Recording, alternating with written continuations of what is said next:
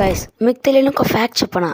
అదేంటంటే శ్రీకృష్ణుడు పాండవుల వైపు యుద్ధం చేయడానికి కారణం దుర్యోధనుడే. ఎందుకు శ్రీకృష్ణుడిని దుర్యోధనుడు వద్దనుకున్నాడు అండ్ ఎందుకు శ్రీకృష్ణుడు యుద్ధం చేయలేదు మరియు తన అవతారాన్ని ఎలా చాలించాడు అని మీకు క్లియర్గా అర్థమయ్యేట్టు ఎక్స్ప్లెయిన్ చేస్తాను.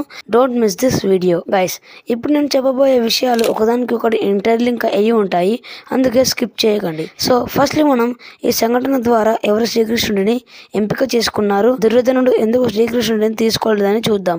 అర్జునుడు దుర్యోధనుడు ఇద్దరు శ్రీకృష్ణుడి దగ్గరకు వెళ్లి యుద్ధంలో ఎవరి వైపు ఉంటాడో అని అడగడానికి వెళ్తారు. దుర్యోధనుడు బలరాముడు శిష్యుడు కనుక దుర్యోధనుడు బలరాముడి వద్దకు సలహా కోసం వెళ్తాడు.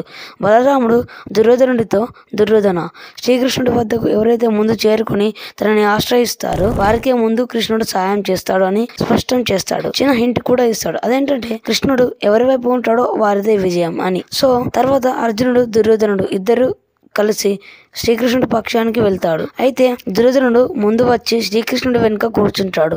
తర్వాత అర్జునుడు వచ్చి శ్రీకృష్ణుడి పాదాల వద్ద కూర్చుంటాడు. అయితే వీళ్ళిద్దరు వచ్చినప్పుడు శ్రీకృష్ణుడు కళ్ళు మూసుకొనే ఉంటాడు. ఎప్పుడైతే తాను కళ్ళు తెరిచి చూస్తాడో శ్రీకృష్ణుడికి అర్జునుడు కనిపిస్తాడు. అయితే దుర్యోధనుడు వెనుక ఉండడంతో శ్రీకృష్ణుడు తనని చూడలేదు. అర్జునుడు చెప్పడంతో శ్రీకృష్ణుడు తన వెనుక కూర్చున్న దుర్యోధనుడిని చూసి పలకరిస్తాడు. అయితే ఇద్దరిని పలకరించిన తర్వాత శ్రీకృష్ణుడు అర్జునుడిని తను వచ్చిన కారణం ఏమిటని అడిగి ముందుగా అర్జునుడికి సాయం చేస్తానని చెప్తాడు. దానికి దుర్యోధనుడు శ్రీకృష్ణుడితో నేను ముందుగా వచ్చానని కనుక నాకు ముందుగా సాయం చేయాలని అంటాడు.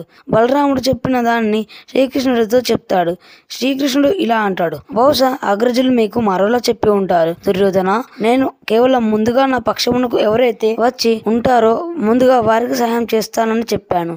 నీవు ముందు వచ్చినా గాని నా వెనుక కూర్చున్నావు, కానీ పార్థుడు నా సమక్షానికి వచ్చి కూర్చున్న స్థానం ముందుగా తనని చూసేట్లు చేసింది. నీవు వచ్చినప్పుడు నేను కళ్ళు మూసుకునే ఉన్నాను, పార్థుడు వచ్చినప్పుడు కూడా నేను కళ్ళు మూసుకునే ఉన్నాను, కానీ నేను కళ్ళు తెరవగానే నా ఎదురుగా పార్థుడు ఉన్నాడు, కాబట్టి నేను ముందుగా పార్థుడిని కోరిక తీరుస్తాను అని శ్రీకృష్ణుడు అంటాడు. మరియు ఒక కీలకమైన వార్త చెప్తాడు, అదేంటంటే శ్రీకృష్ణుడు మరియు తన నారాయణ సైన్య ఒకటే వైపు ఉండరు.